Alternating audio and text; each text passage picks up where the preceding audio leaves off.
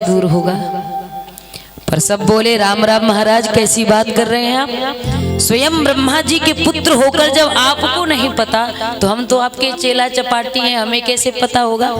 जब गुरु जी को ही नहीं ज्ञान है तो हम जैसे छोटे मोटे चेला चपाटी वाला क्या ज्ञान रखने वाले हैं। सबने जवाब दे दिया कि हम कुछ नहीं कर सकते। तब नारद जी महाराज बद्री विशालापुरी पे गए और वहां ब्रह्मा जी के पुत्र मानस पुत्रों से नारद जी का मिलन हुआ, सनत सनंदन सनातन सनत कुमारों से। और आज जब नारद जी महाराज सनत कुमारों से ज्ञान और वैराग्य के बुढ़ापे को दूर करने की बात करते हैं, मानस पुत्र बोले अरे नारद क्यों चिंता करते हो, श्रीमद् भागवत कथा के द्वारा हम इनका बुढ़ापा दूर कर देंगे। एक बार के लिए तो नारद जी को हंसी आई।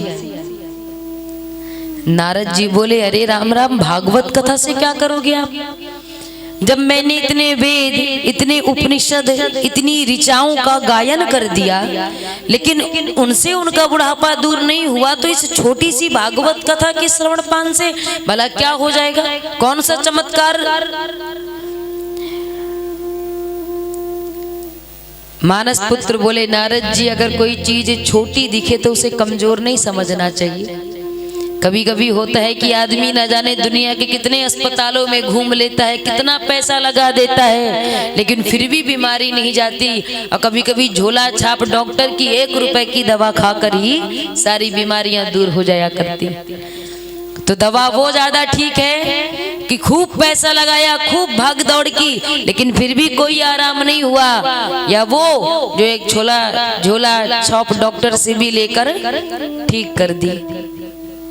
असर होना चाहिए, असर से मतलब रखो।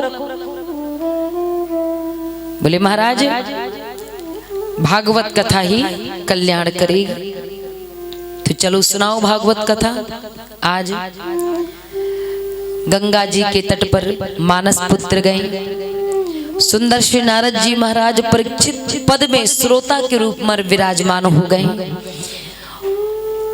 आवाज लगा दी गई कि जितने भी श्रद्धालु भक्त हैं सब आए, आकर कथा का श्रवण पान करें। कोई ये ना समझे कि ये व्यक्तिगत है, सबकी आए, सब आए। बड़े बड़े संत बड़े बड़े ऋषि बड़े बड़े परमहंस आज कथा को सुनने के लिए गंगा जी के तट पर आए। और देखिए जैसे जैसे कथा बढ़ती जाए वैसे ही ज्ञान वैराग्य का बुढ़ापा भी दूर होता चला जाए।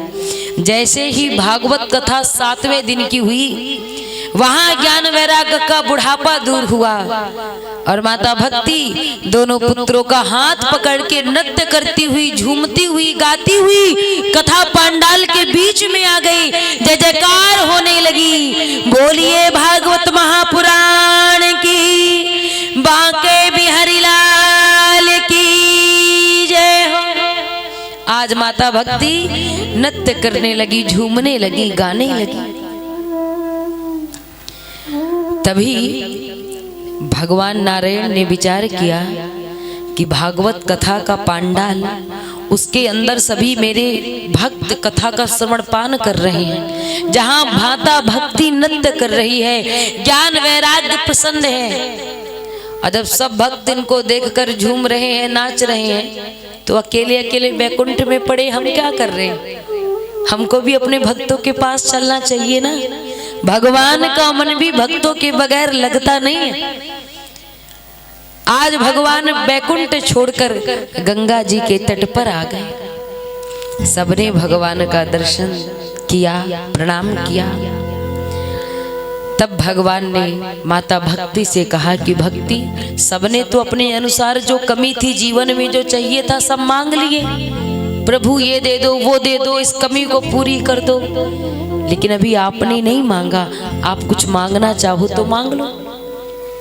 तो माता भक्ति कहती है प्रभु मेरे बच्चे भी जवान हो गए, मैं प्रसन्न हो गई, इन्हें अपना स्थान मिल गया, मुझे मेरी जगह मिल गई, मैं प्रसन्न तो हो गई, पर रहने के लिए जगह भी तो जरूरी है। बिना घर के कहाँ जाएंगे, कहाँ सिर झुकाएंगे, कहाँ सिर छुपाएंगे। तो आश्रय भी तो चाहिए। तो मेरे रहने के लिए कोई जगह बता दीजिए जहां मैं निष्फिकर होकर रहूं, जहां कोई मुझे सताने वाला डराने वाला ना हो। जो प्रश्न आज माता भक्ति भगवान नारायण से कर रही है ना, ठीक इसी से मिलता जुलता प्रश्न रामचरितमानस में भी किया था, पर यहाँ भक्ति ने किया है और भगवान ने जवाब दिया है। और मानस में भगवान ने पूछा और भक्त ने जवाब दिया। अटपटी बात है। भगवान किसी से पूछे कि मेरे रहने के लिए मंदिर बता दो, मेरे रहने के लिए जगह बता दो, घर बता दो, तो आश्चर्य की बात है कि नहीं। जिसकी सत्ता कण कण में व्याप्त है, कायम है, वो पूछ रहा है मालिक। रामचरितमानस में जब राम जी 14 वर्ष के लिए निकले ना वनवास पूरा करने के लिए, और वनवास के दौरान जब राम जी वाल्मीकि ऋषि से मिले, वाल्मीकि जी से, तो राम जी ने क्या पूछा था, हे आचार्य मुझे 14 वर्ष अपने पिता की आज्ञा का पालन करना है और इसी वन में रहना है, साथ में मेरी पत्नी है, छोटा भाई है। अब मेरे लिए कोई ऐसा स्थान, कोई जगह बता दो जहां मैं रह सकूं, अपना समय व्यतीत कर सकूं। वाल्मीकि जी ने क्या कहा था, मैं बता दूंगा कि आप कहां जाओ, कहां रहो, सब बता दूंगा, लेकिन पहले आप ये बताओ प्रभु कि आप कहां नहीं हो, आप कहां नहीं हो। जहां ना हो तो मैं बता दूं कि फलाने फलाने कोने में चले जाओ, उस क्षेत्र में चले जाओ, वहां आपको ठिकाना मिल जाएगा। पर आप तो जर्रे जर्रे में, कोने कोने में, अड़ू अड़ू में, तनु तनु में, पत्ते पत्ते में आप व्याप्त हो प्रभु। जर्रे जर्रे से आप झांक रहे हो और ऐसा परम शक्तिमान मुझसे पूछ रहा है कि वो कहां रहे, तो जाओ। यदि आपने मनुज रूप धारण किया है तो आपकी भी अपनी एक गरिमा है, और आपने मुझे आचार्य कहा है, तो मेरा धर्म है मार्गदर्शन करना। इसलिए मैं आपको बताऊं आप कहां जाओ, कहां रहो, तो सुनो। कहे सत्य प्रिय वचन बिचारी, जागत सोवत शरण तुम्हारी, तुम्हें छाड़ दूसरे गति नाही,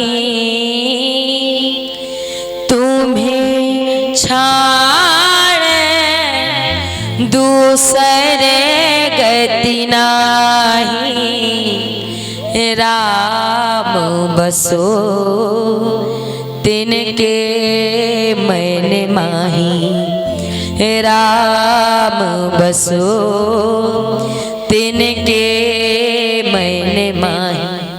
हे प्रभु, हे रघुनंदन राजा राम, हे मर्यादा पुरुषोत्तम, जो चलते फिरते उठते बैठते हंसते गाते, हर सुख में हर दुख में हर स्थिति में आपका ही ध्यान करे, आपका ही नाम ले, आपका ही सुमिरन करें। तो हे प्रभु श्री राम, आपके अलावा जिनके जीवन का कोई दूसरा आधार, कोई निमित्त, कोई सहारा ना हो, जाओ ऐसे भजन करने वाले भक्तों के हृदय में ही मंदिर बनाकर और उस मंदिर में आप विराजमान हो जाओ।